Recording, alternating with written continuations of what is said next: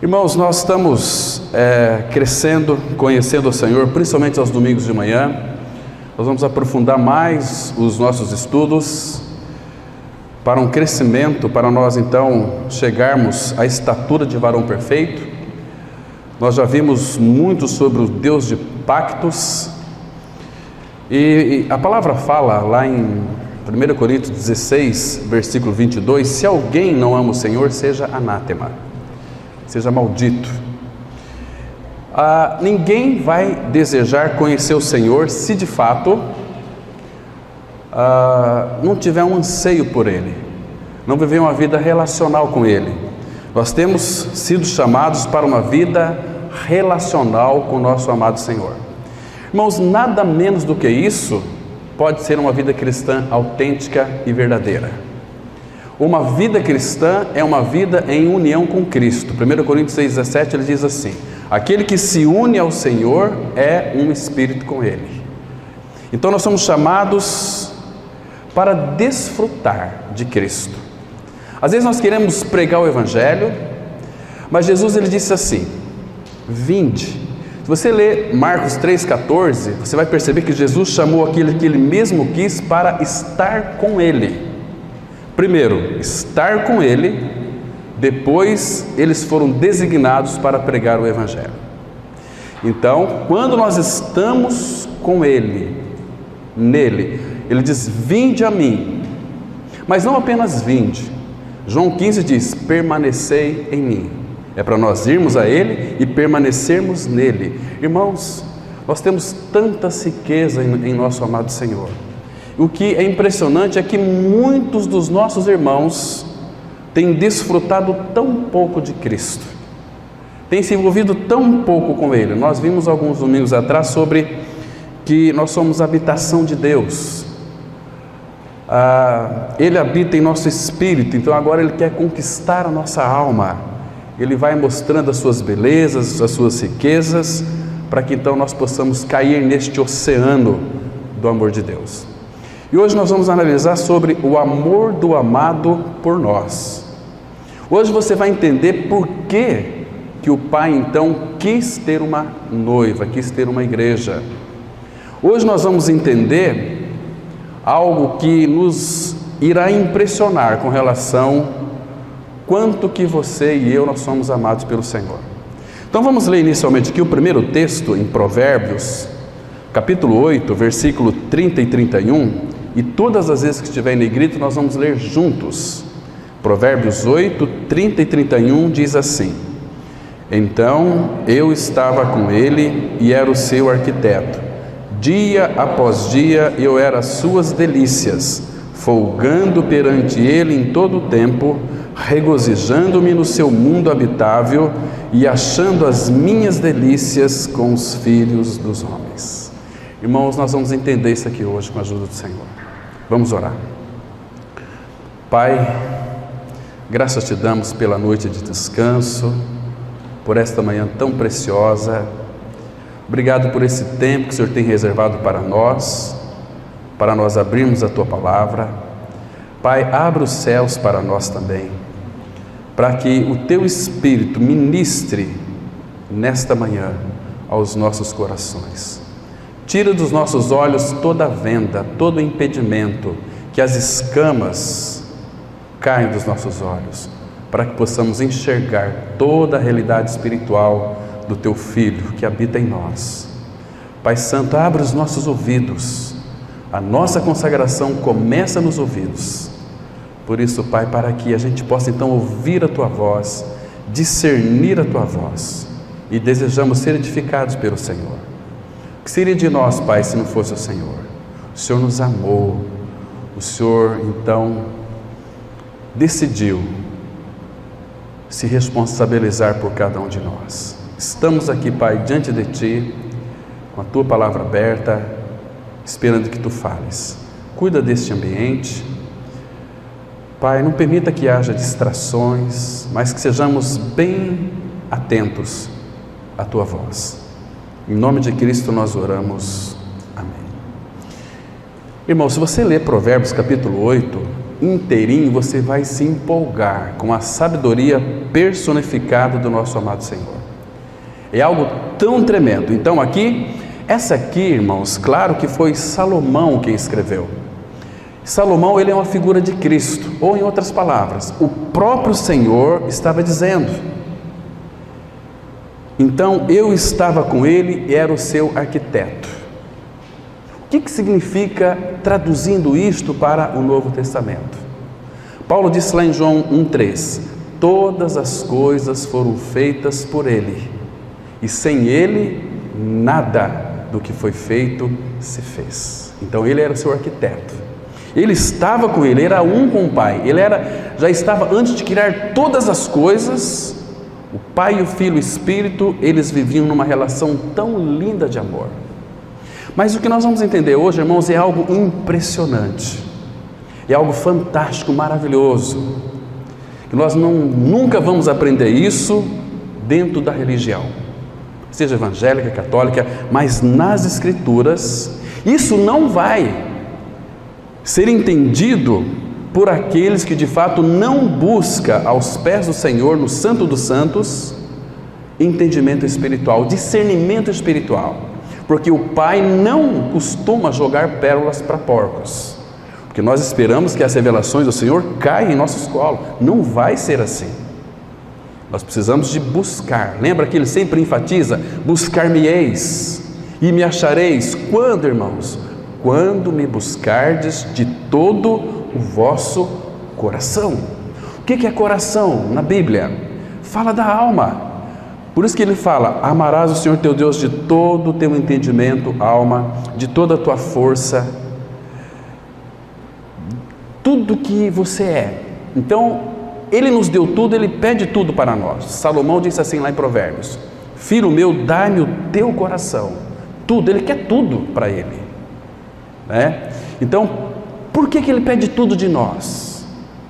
Porque, irmãos, o dia que você descobrir que Deus lhe ama com um amor imensurável, com um amor eterno, irmãos, nós ficaríamos tão seguros. João, ele escreveu assim, lá em 1 João 3,15: o perfeito amor lança fora todo medo. O que vai nos trazer segurança para nós, igreja do Senhor, neste mundo tão caótico, é o amor de Deus. Então nunca duvide que você é amado pelo Senhor, que o amor dele por você é um amor louco, é um amor que foi até as últimas consequências. Nós falamos do Deus dos pactos. Quando ele fez aquele pacto em Abraão, lá em Gênesis, a partir do capítulo 12, começou com Adão lá em Gênesis capítulo 3, lembra que ele disse lá, que ele jurou por si mesmo. Então, não tinha ninguém maior para ele jurar, então ele jurou por si mesmo, que ele nos amaria, que ele já sabia que o pecado ia entrar no mundo. Mas lembra, irmãos, lá em Isaías 6, naquele conselho eterno, aquela reunião da Trindade, antes de criar todas as coisas, porque Deus, na sua onisciência, já sabia que nós iríamos pecar em Adão. Então, o que Deus fez? Ele é o iniciador de todas as coisas. Ele disse assim: a quem enviarei? E quem há de ir por nós? Aí o Filho, ele respondeu assim: eis-me aqui, envia-me a mim. Aí o Espírito começou este trabalho, para que o Filho no futuro se fizesse carne e viesse ao nosso encontro.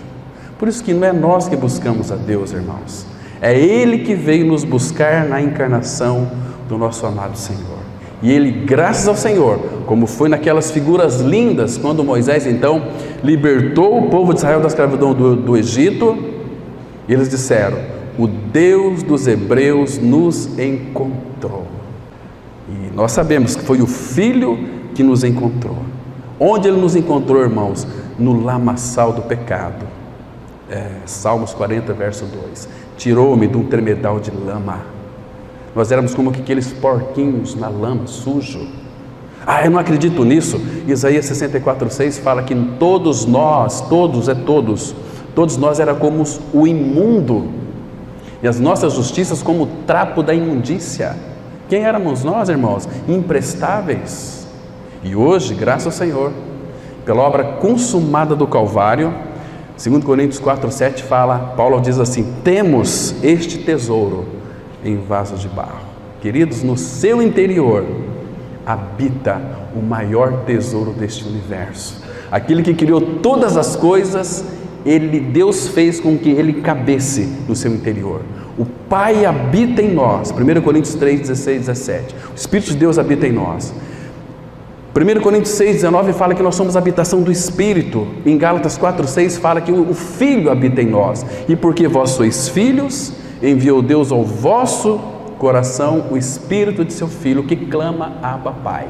Então, olha como é que Deus é perfeito. Nós não temos vontade de orar, mas quando você vai orar, se colocar diante do Pai, tira essa ideia da cabeça: eu estou fazendo oração, eu estou orando porque eu tenho que conversar. Não é. É o Filho que habita no seu interior, é quem clama: Abba, Pai.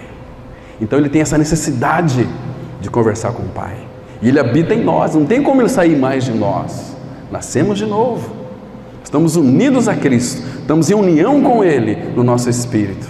Como? Então ele vai clamar. Então, às vezes, quando um cristão que nasceu de novo não ora, ele fica doente, fica enfermo, entende? Então ele tem essa necessidade de orar, de buscar o Pai. Queridos, o Senhor Jesus disse aqui que dia a dia era as suas delícias do Pai, ou seja, o Pai se deliciava no Filho, e o Senhor folgava perante Ele em todo o tempo, regozijando no seu mundo habitável. Agora veja aqui, onde que o Filho achou as suas delícias? E achando as minhas delícias com os filhos dos homens. Quem é esses filhos dos homens aqui, irmãos? A sua igreja, é nós. Irmãos, isso não soa bem para o nosso coração. Como que pode o Senhor Jesus achar em nós motivo para Ele se deliciar? Mas Ele disse, Ele quis que fosse assim: eu vou me deliciar em todo aquele que de fato creu em mim. Isso não é maravilhoso? Isso é muito lindo, irmãos. Então Deus deseja que nós vivamos uma vida de amor. E o significado do amor de Deus é um amor profundo, é um amor libertador, é um amor sem limites, é um amor sem imposições. Porque muitos pensam que têm que fazer coisas para serem aceitos por Deus, para serem amados por Deus. Não conhecem o amor de Deus. O amor de Deus, ele não tem limites para conosco. Ele nos amou com amor eterno. É maravilhoso, irmãos. Então, queridos, você sabe o quanto que você é amado por Deus? O dia que você descobrir isso, você vai viver uma vida de descanso em meio a este caos deste mundo corrompido e perverso pelo pecado.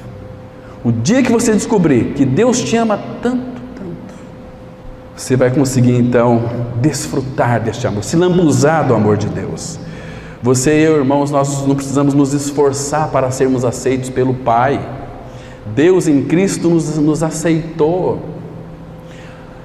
Efésios 1:4 fala: assim como nos escolheu nele antes da fundação do mundo, antes de você ser criado, Ele já te contemplava, Ele já sabia que você iria crer no Filho. Por isso Ele fez com que o Evangelho chegasse até o teu coração, para que você tivesse os olhos abertos, e pudesse então desfrutar deste amor. Queridos, é um amor infinito, então nós temos que aprender a desfrutar deste amor, do amor amado por nós. É mais ou menos assim. Escute com bastante atenção, eu quero que você não esqueça disso. Deus, o Pai, é amor. Ele amou o Filho. O Filho é o amado do Pai. Você vai ler em Efésios 1, que nos elegeu no amado, etc. Mas o Filho devolvia este amor para o Pai. Mas o Filho carecia de alguém para derramar o seu amor. quem que Ele ia derramar o seu amor? Você entende por que Deus nos criou?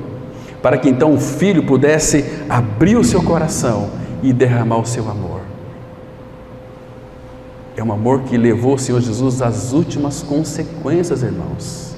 Você lê lá Filipenses 2, 5 a 11, Ele se esvaziou, foi assumindo a forma de homem, como servo, reconhecido figura humana, foi obediente até a morte de cruz. Por que isso, irmão?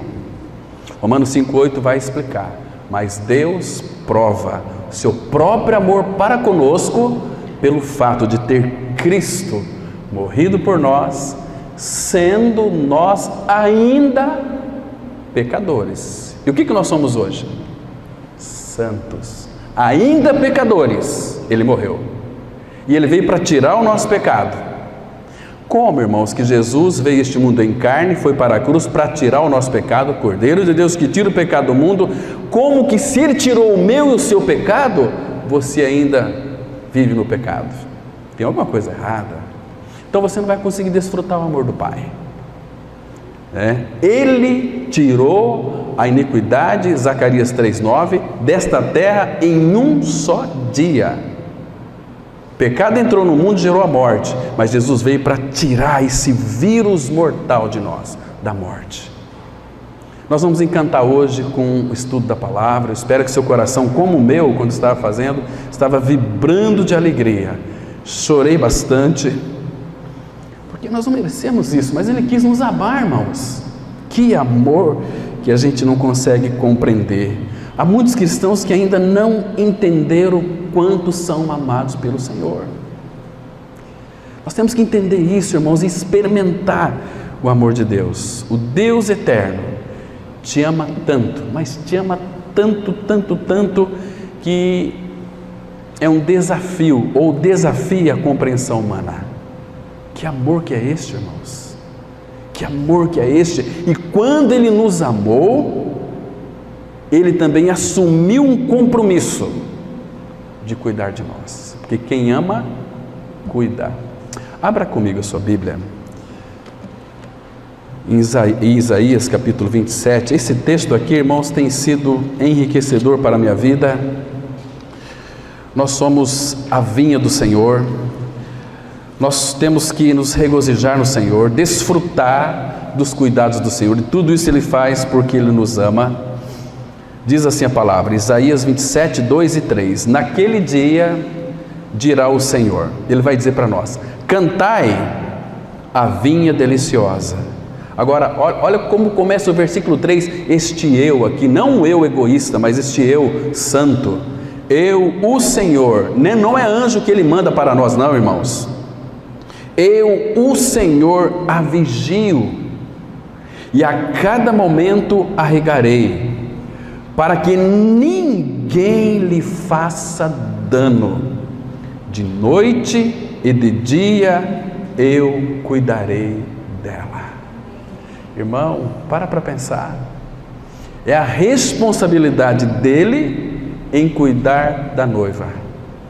Irmãos, isso é muito amor, de dia e de noite, você está dormindo, Ele está ali, cuidando de você. Sabe por quê? Ah, mas será que Deus não se cansa? Ele não dorme? A palavra fala no Salmo 121, não tosqueneja, nem dorme o guarda de Israel. O Senhor é quem te guarda. Nós temos medo do que, irmãos? Vocês entendem por que aqueles irmãos do passado confessavam a Cristo, não negavam a Cristo, ainda que estivesse uma espada na garganta? Por quê? Porque eles contemplavam o próprio Senhor, desfrutavam. O amor de Deus dava tanta segurança para eles. Quando Paulo escreveu lá em 1 Coríntios 16, 22, texto no qual nos referimos aqui, se alguém não ama o Senhor, é anátema. Paulo, ele amava o Senhor, mas isso não era suficiente para Paulo, amar o Senhor. Mas o que trazia descanso para Paulo era que ele tinha plena convicção de que era um homem amado pelo Senhor. Ele chegou a expressar este amor assim, olha, nem a morte, nem a vida, nem principado, nem potestade, nem altura, nem profundidade, nem criatura deste mundo, nem do porvir, nada poderá nos separar do amor de Deus que está em Cristo Jesus. Irmãos, onde está o amor de Deus? Em Cristo. Onde é que está Cristo?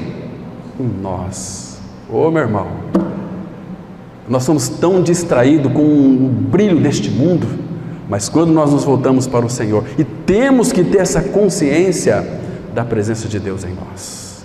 Você está andando pela rua, viajando, o Espírito Santo não deixa nós esquecer dele, está sempre nos tocando.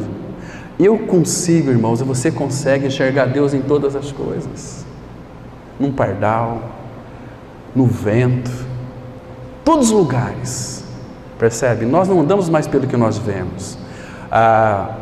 Se a nossa vida é uma vida espiritual com o Senhor, Paulo ele diz assim: a ninguém mais vemos segundo a carne.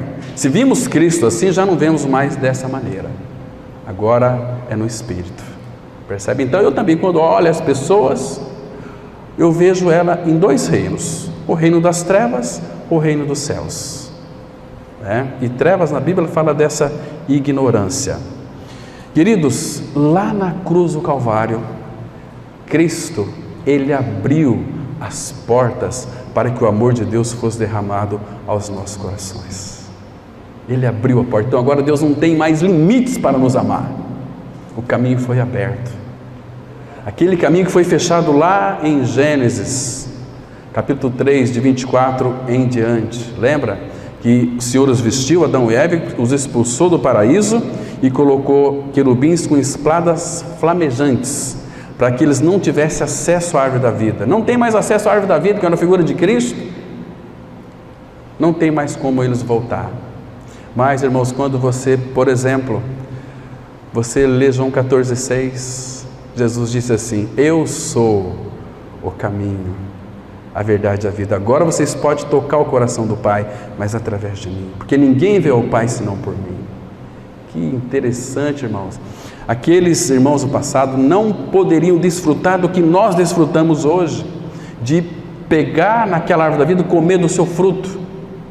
Jesus, naquela última ceia, ele partiu o pão e disse: tomai e comei todos vós, isto é o meu corpo que é dado por vós. Que lindo é isso, irmãos. Então nós temos que aprender a desfrutar do amor do Pai, do amor do Pai. É um amor tão grande, um amor tão vasto, um amor tão seguro, é um amor que não nos deixa com nenhuma dúvida.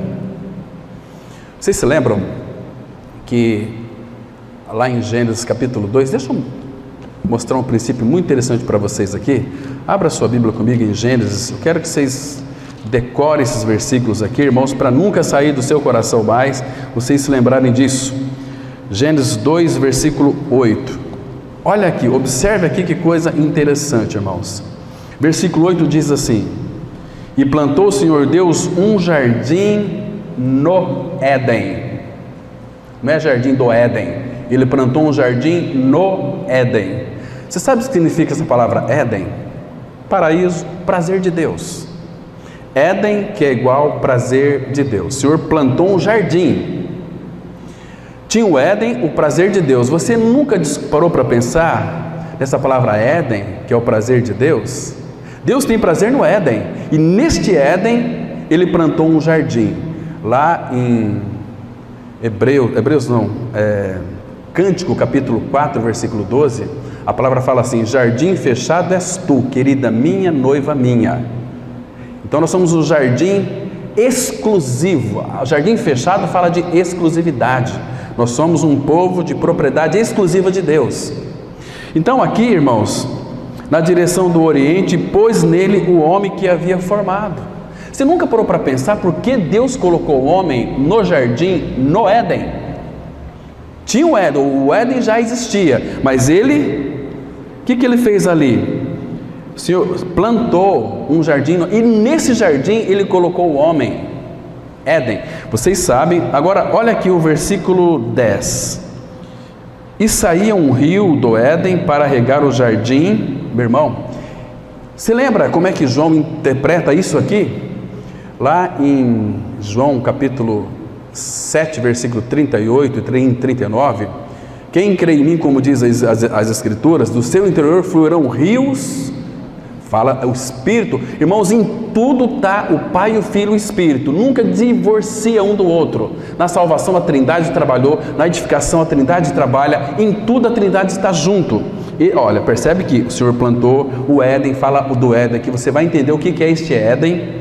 Então, é o prazer de Deus o Éden, colocou o jardim e o homem.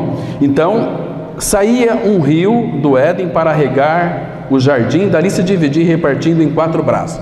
Hoje não temos tempo para analisar o que significa esses 4 braços. Muito bem, o homem não pecou? Pecou, então o que Deus fez? Tirou o Éden, ficou só o jardim. O jardim sem o Éden fica murcho, seca, cria abrolhos, entende? Mas, queridos irmãos, o Éden era o prazer de Deus. Vamos ver se vocês conseguem identificar que tipo de prazer é este aqui. Lembra quando o nosso amado Senhor Jesus foi batizado? Lá em Mateus 4, ele entrou na água, saiu da água, o Espírito desceu sobre ele uma forma de uma pomba, e o céu se rasgou, e ouviu-se uma voz: este é o meu Filho amado, nele tenho todo o meu prazer. Salmos capítulo 16, versículo 3. Observa aqui que coisa mais interessante, irmãos. A palavra, ela diz assim, olha, Salmos 16, verso 3. Quanto aos evangélicos, aos crentes, aos católicos, aos espíritas, aos budistas, não. Quanto aos santos que há na terra, são eles os notáveis, nos quais tenho todo o meu prazer. Irmão, você nunca parou para pensar por que Deus tem prazer em nós? Por que Ele tem prazer em nós? Porque Ele colocou o seu Filho em nós, meu Filho amado, em quem eu tenho todo o meu prazer. Queridos, por isso que se você ler Sofonias 3, versículo 17, você vai ficar impressionado. Lá diz assim: regozijar-me-ei muito no Senhor, me vestiu de salvação, o Senhor se deleitará em ti com alegria, com regozijo, com fervor. Por quê, irmãos? Porque o Filho, o nosso amado Senhor Jesus Cristo, habita em nós, e todo o amor de Deus veio para dentro de nós. Meus irmãos, que coisa mais linda é isso. Então nós precisamos, irmãos, perceber que são verdades das Escrituras Sagradas para a sua igreja, e que a igreja está se prostituindo com muitas coisas deste mundo, como o irmão disse ontem aqui à noite na nossa reunião de jovens. Muitos poderiam estar aqui, muitos jovens não tiveram, perderam um estudo tão precioso, mas graças ao Senhor por aqueles que são perseverantes em seguir o Senhor. E o princípio é Atos 2, versículo 45 ou 46, que todos os que creram estavam juntos e tinham tudo em comum. Uma das evidências de que você creu em Cristo em realidade espiritual é que você tem prazer na comunhão do corpo de Cristo, a vida da igreja. É porque é no corpo de Cristo que começa o exercício do amor. É tão difícil a gente conviver com pessoas chatas, né? Então, por isso que Deus escolheu coisas imprestáveis. 1 Coríntios 1, de 26 até 30, está a vocação dos santos. Deus escolheu os desprezíveis, aquelas coisas que nada são, só escolheu tranqueira. Fez dessas tranqueiras, dessas curvas de rio, um povo santo. E agora nós vamos aprender a amar uns aos outros.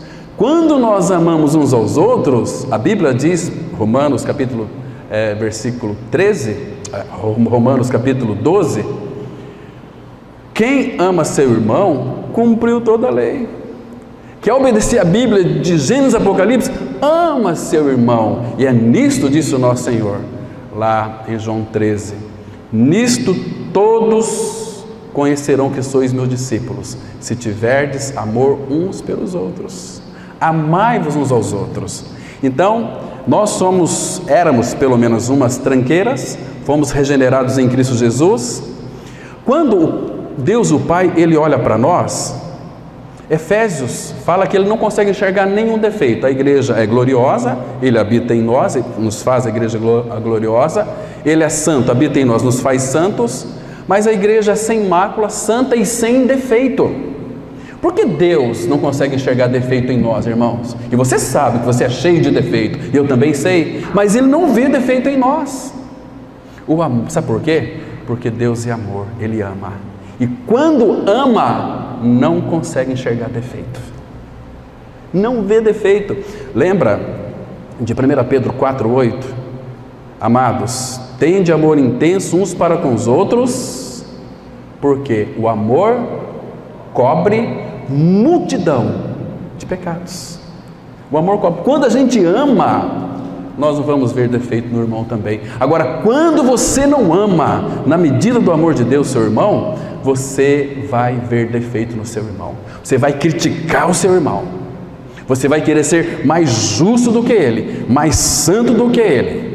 Como diz o Senhor lá em Isaías 65.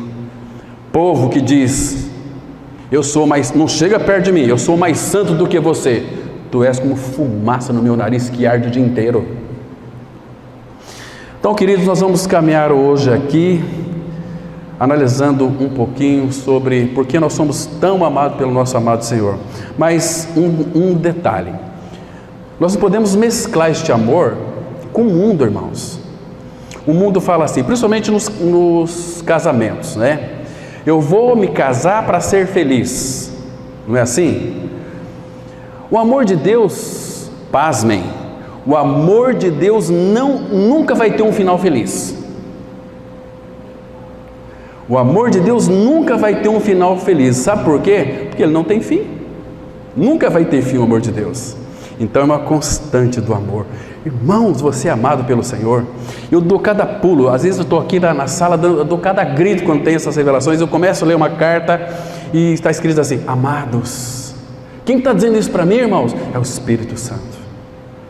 Oh, que segurança, que coisa gostosa. E outra coisa, não é pela dor, sempre é pelo amor. A palavra fala em 1 João 3,1: vede que grande amor nos tem concedido o Pai, a ponto de sermos chamados filhos de Deus. E de fato, somos filhos de Deus. Por essa causa o mundo não nos conhece. O mundo vê um povo esquisito. Como é que pode aí esse pessoal, tudo com a cabeça oca, pensando a mesma coisa? Porque o Espírito diz assim: penseis a mesma coisa, tenhais o mesmo sentimento, tenhais o mesmo amor, sejais unidos de alma. Irmãos, a igreja proposta pelo Senhor, ela deve viver e funcionar numa simplicidade, mas é muito difícil. É difícil para quem não é nascido de novo, mas é Ele que coordena o corpo, é Ele que sustenta o corpo. Como que nós vamos viver a vida cristã? Se você quiser viver no seu muque, aí você vai ficar um religioso chato. Mas se você saber quanto que você é amado pelo Senhor, a tua vida cristã, ela é uma pena leve, como diz lá 1 João 5, versículo 2 e 3, seus mandamentos não são penosos. Por quê? Porque Jesus já cumpriu tudo por nós. Ele cumpriu toda a lei e os profetas. Nós não teríamos condições de cumprir. Ele cumpriu, foi para a cruz e veio para dentro de nós. O Pai olha para nós, vê o quê? Toda a lei cumprida. O Filho, Romanos 10,4 fala: porque o fim da lei é Cristo, para a justiça de todo aquele que crê. Irmãos, cristianismo é nós que complicamos as coisas. Ele é muito simples se for vivido da maneira de Deus, da maneira do Pai. É maravilhoso. Então vamos avançar aqui com bastante cuidado para nós vermos por que nós somos tão amados pelo nosso amado Senhor. Em um passado remoto, antes do tempo e da criação, Deus era Deus e Deus somente. Aqui coloquei Deus, letra minúscula, foi erro de digitação, mas é Deus. Ninguém mais existia, nada mais existia. No seio de Deus estava o Filho. O Filho era Deus e eles eram um. O Espírito Santo estava presente. compartilhando desta unidade do Pai e do Filho. Pulsando no centro da Trindade estava a essência da divindade, um amor inigualável. É esse amor desmedido que o Pai ama o Filho, mas também a cada um de nós. Vamos ver aqui a oração de Jesus em João 17, verso 26, ele disse assim: e eu lhes fiz conhecer o teu nome e ainda o farei conhecer, a fim de que o amor com que me amaste esteja neles e eu neles esteja. Irmão, isso nos faz chorar de alegria. Olha a oração que o Filho fez para o Pai. E você acha que o Pai não atendeu essa oração? Sim ou não? Claro que atendeu. A não ser que você seja tolinho aí, uma mente muito apertada, né? Mas se você tiver uma mente ampla, onde o Espírito possa passear nela, trazer toda a realidade do amor de Deus, você vai poder desfrutar e saber o quanto que você é amado. Você vai sentir saudade dele, porque o dia que a igreja desejar Cristo, ele vai voltar. Apocalipse 22, 17. O Espírito, ele quer, o Espírito e a noiva dizem: vem. Se nós não amarmos a ele, como nós vamos desejar que ele volte? O Espírito quer. Eu vejo, se a gente pudesse abrir o coração do Filho, a gente iria ver um Senhor Jesus muito ansioso, porque ele está esperando a sua noiva há mais de 2000 anos. Nós temos um Maranata verdadeiro em nosso coração, irmãos.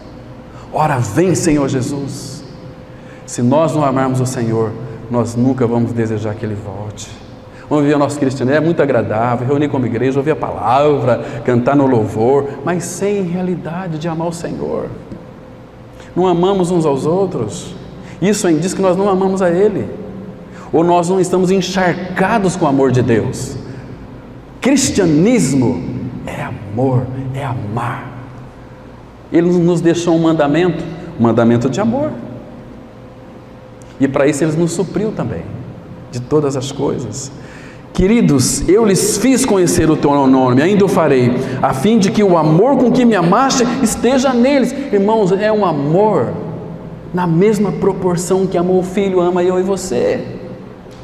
Isso é muito grande, isso não cabe dentro do nosso coração. Isso aqui é tremendo demais. Quer ver? Vamos lá para essa oração aqui em João 17. Vamos ler o versículo 23. João 17, versículo 23. Os irmãos estão me compreendendo, irmãos? Está claro para os irmãos? Quero que os irmãos compreendam, não compreender, entender, mas desfrutar, porque isso é para nós, a igreja do Senhor. Versículo 23. Olha o 22 então, irmãos. Eu lhes tenho transmitido a glória que me tens dado, para que sejam um, como nós o somos. Olha o 23 como é que começa. Eu neles, e tu em mim, a fim de que sejam aperfeiçoados na unidade, para que o mundo conheça que tu me enviaste e os amaste, como também amaste a mim. Meu irmão, Deus amou o mundo de tal maneira, ninguém no tribunal de Deus poderá dizer que Deus está sendo injusto. Ele amou a todos. Que Deus mais pode fazer? Ele é um Deus justo, Ele não força ninguém. Por isso que nós temos que anunciar a palavra, pregar o evangelho da graça. Que amor que é este, meus irmãos, que amor que é este. E a palavra fala que às vezes a gente fica muito empolgado, tem muitos aí levantando bandeiras de presidente da república, disso, daquilo. Não podemos levantar bandeira para ninguém, sabia, irmãos? Porque o presidente da república não vai compartilhar nada com você. Aliás, ele vai compartilhar impostos, e nós temos que pagar, Deus vai nos suprir. Mas quando eu olho para Lucas 12, 32, o que está escrito lá? A palavra fala assim: não temais, ó pequenino rebanho, porque foi do agrado do Pai dar-vos o seu reino. Compartilhou o reino dele conosco. Que Cristo nós temos, irmãos. O que Ele mais pode fazer para nos chamar a nossa atenção? Que Jesus Cristo maravilhoso. Então, Agostinho disse certa vez que, se Deus é amor, então deve haver nele um amante, um amado e um espírito de amor, porque nenhum amor é concebido sem um amante ou amado. O pai amava o filho devolvia este amor para o pai, mas então a igreja nasceu, agora o filho pode derramar todo o seu amor sobre nós. Que lindo, irmãos. Deus, o pai, amava o filho, mas o filho não tinha uma criatura sobre quem pudesse derramar esse amor intenso de seu ser. Isto é, não havia ninguém para quem ele pudesse ser a fonte da torrente de amor que fluía do seu próprio coração. Cristo desejava ser o que ama, não apenas o amado, mas este ser não existia. Entende? Porque agora ele tem onde depositar todo o seu amor, que somos nós. A igreja não existia ainda, ele tinha essa necessidade de amar alguém. Vocês compreendem agora por que nós existimos? Vamos ler Gênesis 2, versículo 18. Não é bom que o homem esteja só, far-lhe-ei uma auxiliadora que lhe seja idônea. O que a igreja é, irmãos? Auxiliadora. Eu não gosto muito quando escuto pessoas dizer o seguinte: isso revela uma falta de intimidade. Não estou dizendo que a pessoa não seja filho de Deus. Eu sirvo a Deus. Não, irmãos. Nós servimos a Cristo, o nosso Rei, o nosso Senhor. Paulo, ele escreve assim, lá em 1 Coríntios 3, versículo 9. Porque de Deus nós somos cooperadores. Ou seja, nós trabalhamos juntos com Ele, com o nosso Pai. O que a igreja está fazendo aqui na face da terra, irmãos? Lembra quando o Senhor Jesus tinha 12 anos de idade, quando ele ficou lá no templo, discutindo com os doutores? Seus pais depois não acharam ele naquela multidão de pessoas, voltaram e foram atrás do filho, e aí chegou, ele estava discutindo com os doutores, ele disse assim: não me convém estar aqui cuidando dos negócios de meu pai? A igreja, irmãos, aqui na face da terra, ela tem que cuidar dos assuntos do Pai, e tão somente do Pai. Mas aonde? Lá no seu trabalho. Aonde? Aqui na comunidade. Aonde? Por onde quer que você vá. Você não quer que Cristo se manifeste? O amor de Deus? Lembre-se que você foi crucificado com Cristo. Lembre-se que você tem que levar, 2 Coríntios 4,10, levando sempre e por toda parte o morrer de Jesus em nosso corpo. Para quê? É o propósito. Para quê? É interessante. Para que a vida de Jesus se manifeste em nosso corpo mortal. Lindo isso, irmãos. Então as pessoas vão enxergar em nós todo o amor de Deus. Isto é tão maravilhoso.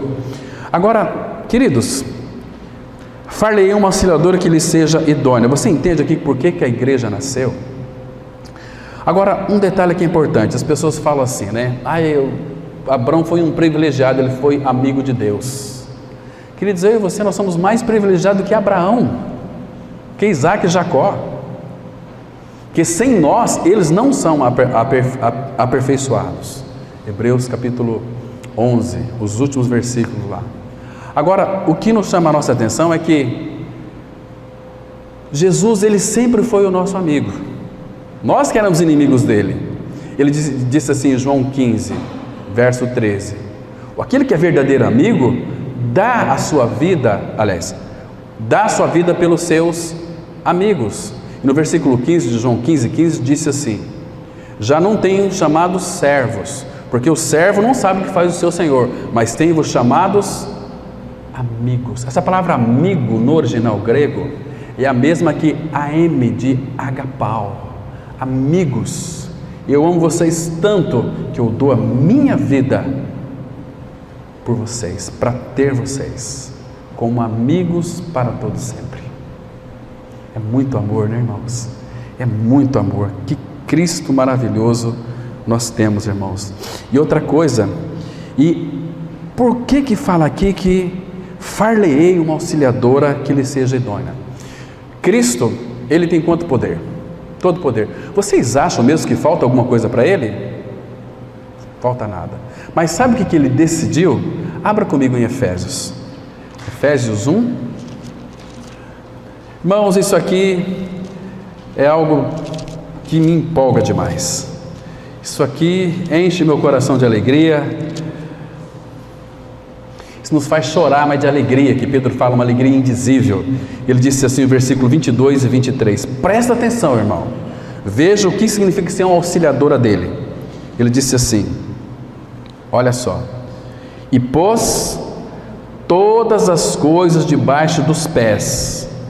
E para ser o cabeça sobre todas as coisas, o deu à igreja. Deus o Pai deu Cristo para a igreja, para que Ele fosse o cabeça de todas as coisas. Irmãos, como nosso Senhor Jesus Cristo ama a igreja, valoriza a igreja, nós não podemos valorizá-la menos do que isso. Agora, olha que absurdo o versículo 23. A igreja, a qual é o seu corpo, a plenitude daquele que a tudo enche em todas as coisas. Queridos, a igreja é a plenitude de Cristo. Ele está dizendo aqui, embora nós sabemos que não é, mas em realidade espiritual é. Ele está dizendo o seguinte: sem vocês eu não sou completo. Irmãos, e tem pessoas que nem faz caso da igreja. Estão preocupados com placas de igreja, com denominação. A igreja é a plenitude daquele. A igreja, Cristo sem a igreja, Ele não é completo. Ele precisa da sua contraparte, eu e você.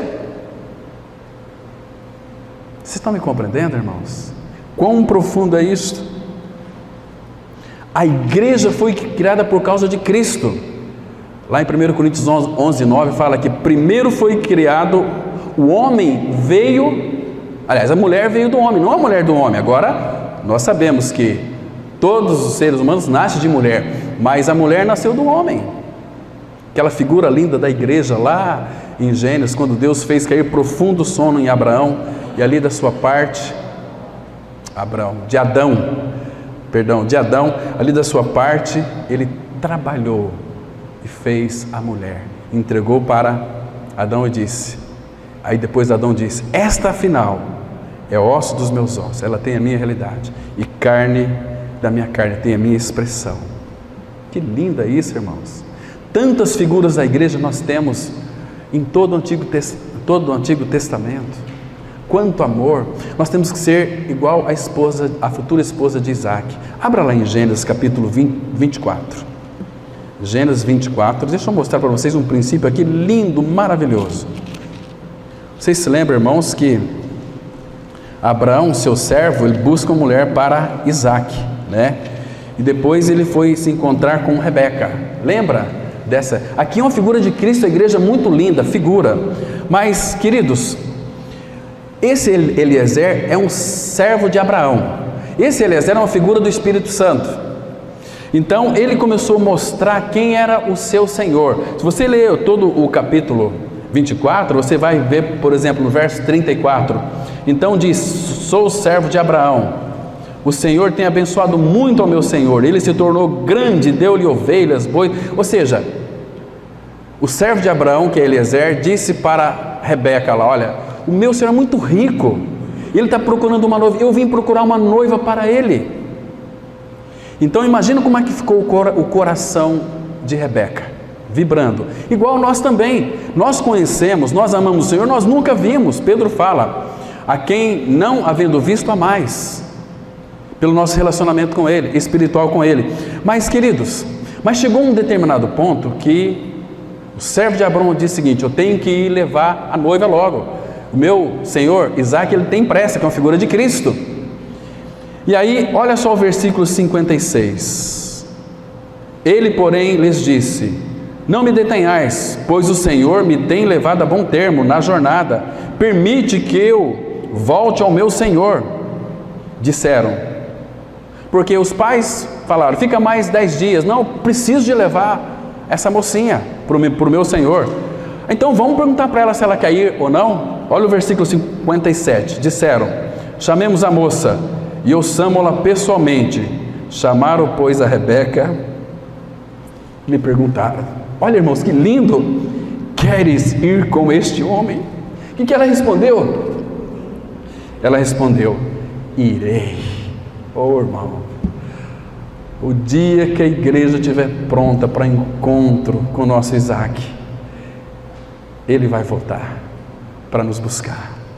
Ah, irmãos, isso porque muitos de fato não desfrutam deste amor desmedido de Deus por nós. Vamos avançar um pouquinho mais. Deus, o Pai, concebeu um plano surpreendente: dar a seu filho uma companhia, alguém que se ajustasse perfeitamente a ele. Aquilo que o Pai criou para o Filho seria o objeto do seu amor, uma esposa digna da divindade. Na verdade, Deus está perfeitamente satisfeito consigo mesmo, mas porque Ele é amor, não está contente em ser perfeito em si mesmo. Por essa razão, Deus, o Filho, quis alguém em quem pudesse derramar o amor que enchia todo o seu ser, o mesmo que o Pai derramara sobre ele. E aí Paulo vai escrever para nós em Romanos 5,5, que diz assim: porque o amor de Deus é derramado em nosso coração pelo Espírito Santo que nos foi outorgado. Irmãos, não é dado para nós o amor de Deus. O amor de Deus é derramado em nossos corações pelo Espírito. Quando o Espírito veio para dentro de nós, Ele trouxe tudo. Colossenses 2,19 fala que nele, em Cristo, habita corporalmente toda a plenitude da divindade. Irmãos, agora é realidade. Agora é realidade, Deus habitando dentro do homem como Ele sempre quis. Ele sempre quis habitar em nós. O local onde Ele sempre quis estar. E Jesus teve uma oração que Jesus fez, Ele foi muito egoísta. Jesus foi muito egoísta naquela oração. Ele disse assim: o único lugar que vai mostrar a vontade dele, que a vontade do Filho é fazer a vontade do Pai, mas Ele disse assim: Pai, a minha vontade é que onde eu estou, João 17, onde eu estou, estejais também aqueles que me deste. Agora vamos pensar um pouquinho. Onde o Filho está? No seio do Pai, no colo do Pai. Então Deus, Ele é grande, é sua presença enche a terra, céus e mar. Quando formos para a glória, nós vamos ser como aquelas criancinhas pulando no colo do nosso papai. Ele é muito grande, vai abrigar todos. Meu irmão, você não sonha com isso? Você não pensa nisso? Que cristianismo nós estamos vivendo, irmãos?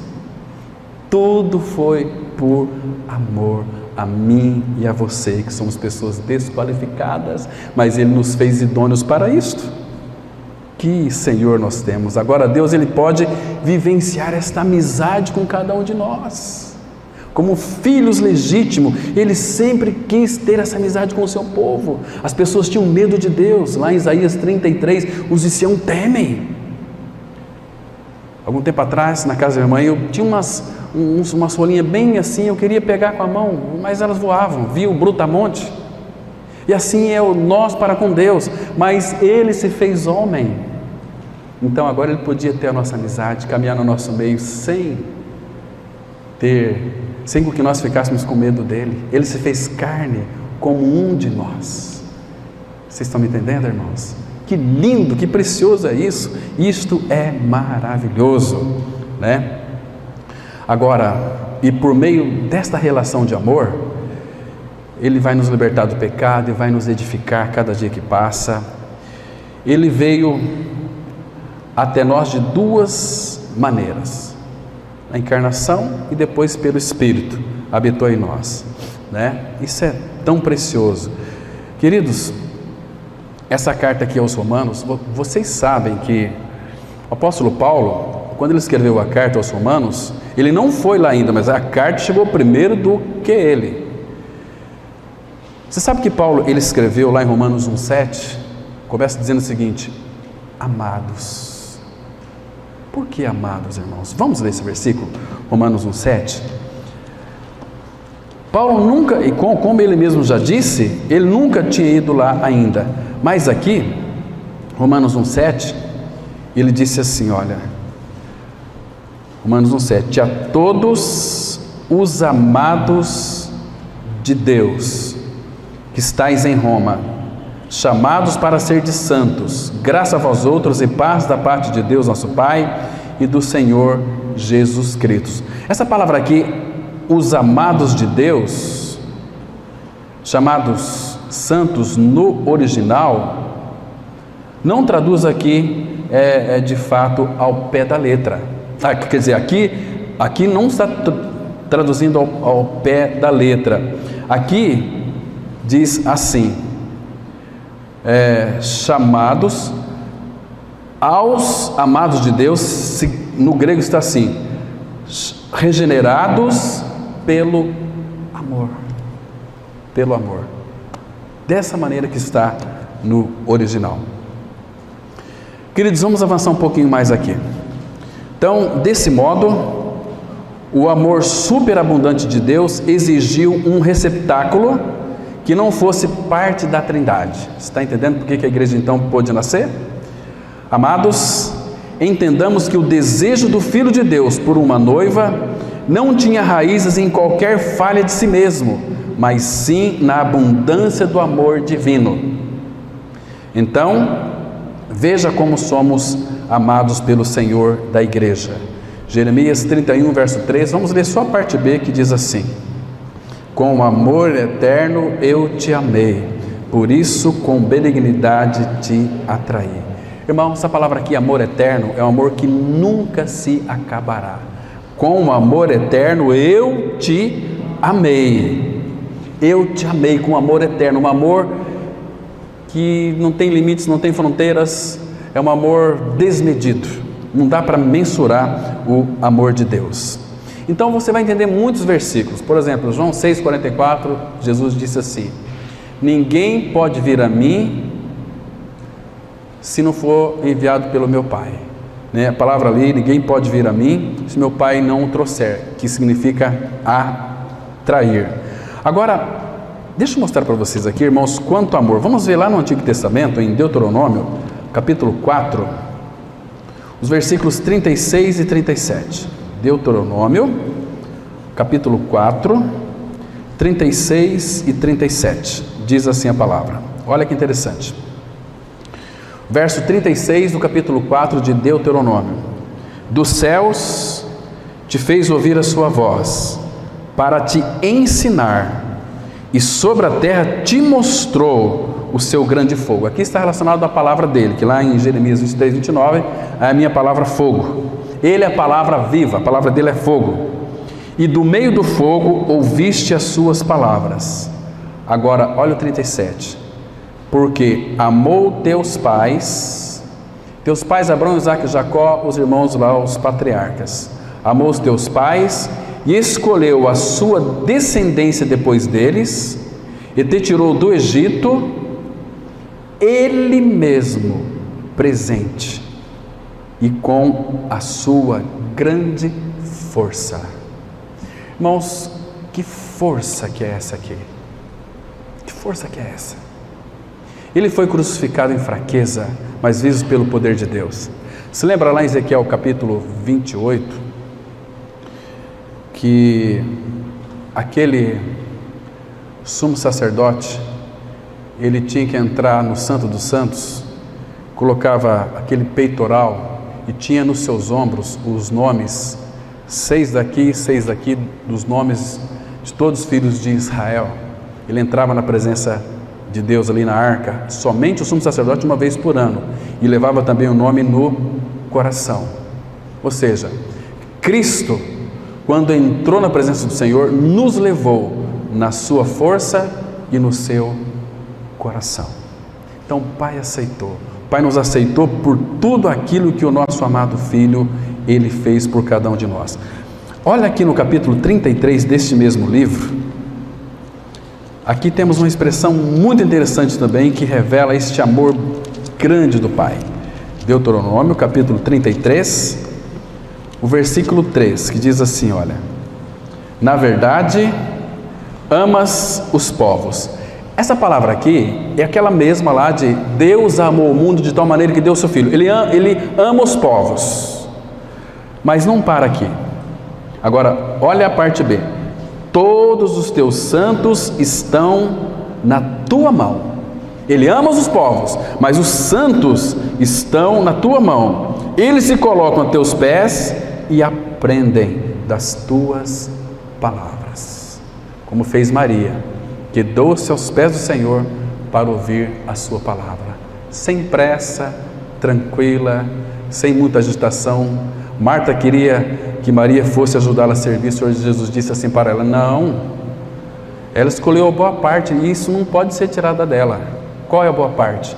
Assentar aos pés do Senhor para ouvir a sua voz. João 10, 27, Jesus disse assim: as minhas ovelhas ouvem a minha voz, eu as conheço e elas me seguem.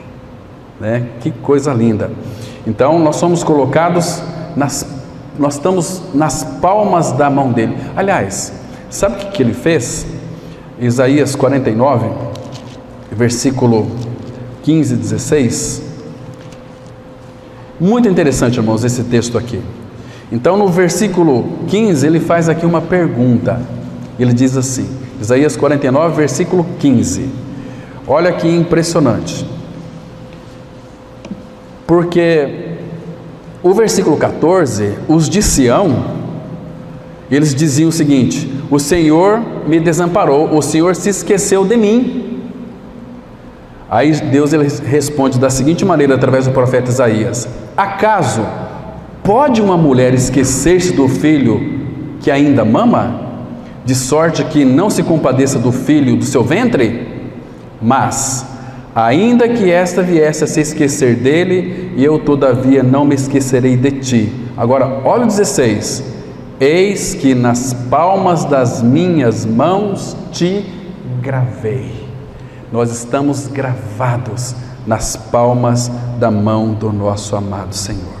Que maravilhoso é isso, irmãos, que precioso. Vamos continuar aqui. Mas para recebermos do seu amor, precisamos ser a sua noiva. A noiva de Cristo necessariamente precisa ser livre para amar também ao seu noivo. Sendo assim, por meio da morte, Jesus Cristo destruiu tudo que ficaria em seu caminho para conquistar a mão da sua amada noiva. Vamos ler João 8,36, que diz assim: se, pois, o Filho vos libertar, verdadeiramente sereis livres. Muito bem.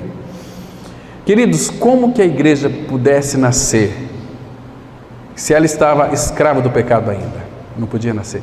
Jesus foi tão perfeito que ele cuidou de todas as coisas. Ele cumpriu a lei antes de ir para a cruz. Por que cumpriu a lei? Porque se nós nascêssemos neste mundo debaixo da lei, para cumprir a lei nos sufocaríamos. Isso está ilustrado lá em Romanos 7, de 1 a 4. Porque nós já nascemos casados com a lei. Lembra? Romanos 7, versículo de 1 até 4. Muito bem, a lei, ela é ruim? Claro que não, é divina, é boa, o mandamento santo, justo é bom, mas eu sou carnal, vendido ao pecado. Então, para mim pertencer a outro, a lei tinha que morrer. Porque se eu caso com Cristo, estou na lei ainda, eu vou ser adúltero, não é assim? Mas a lei não morre, ela é divina, ela é santa. A lei não tem nada com ela de ruim, ela é perfeita, mas ela faz muitas exigências. E eu tento cumprir, mas não consigo. Assim são muitos casamentos. Um tempo atrás, lá no Paraná, uma mocinha casou com um rapaz, demorou 2 anos, ela se separou.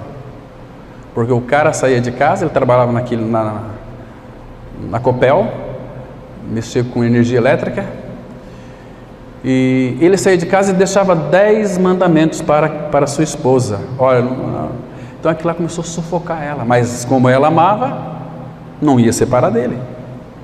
Um dia ele subiu lá em cima lá e levou um choque, caiu morto. Ela ficou livre, totalmente desobrigada de cumprir lei. Então ela conheceu um rapaz cristão, conheceu o Senhor. E esse aí, quando saía para trabalhar, não deixava nenhum mandamento para ela. E ela disse assim: por este e eu guardo mais de 1000, mas voluntariamente. Então, a lei não morre, mas lá em Romanos 7,4 está escrito assim: assim também, meus irmãos, vós morrestes para a lei pelo corpo de Cristo, para pertencerdes ao outro, aquele que ressuscitou dentre os mortos, e assim frutifiquemos para Deus. A lei não morre, então quem morre sou eu, no corpo de Cristo. Então eu posso pertencer a outro agora. A quem? Ao meu amado Senhor. Estão compreendendo, irmãos? É muito lindo isso, muito precioso. Muito bem. Se pois o Filho vos libertar, verdadeiramente sereis livres. Funciona mais ou menos assim. O que nos é interessante, vocês estão em Isaías ainda? Abrem no capítulo 54, figura linda de Cristo, a igreja. Isaías 54. Olha como que o amor dele não nos deixa ficar aí a ver navios.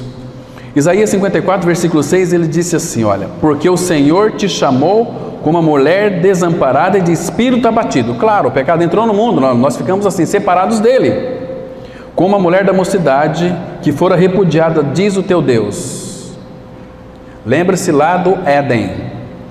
Agora, olha aqui o Senhor: por breve momento te deixei, mas com grandes misericórdias torno a acolher-te. No ímpeto de indignação, escondi de ti a minha face. Porque ele não pode contemplar o mal. Ele é tão puro de olhos que não pode contemplar o mal. No ímpeto de indignação, escondi de ti a minha face por um momento. Fala de Cristo na cruz também. Mas com misericórdia eterna me compadeço de ti, diz o Senhor, o teu Redentor. Irmãos, nós estudamos um dia aqui sobre a misericórdia. Misericórdia é as cordas do coração de Deus que se move pelo seu amor a nós. Quando você lê misericórdia, o que tem atrás de misericórdia? Lembra de Efésios 2,4? Mas Deus, sendo rico em misericórdia, por causa do seu grande amor com que nos amou. Misericórdia e amor estão bem ligados. Deus, Ele é misericordioso, Ele é amor.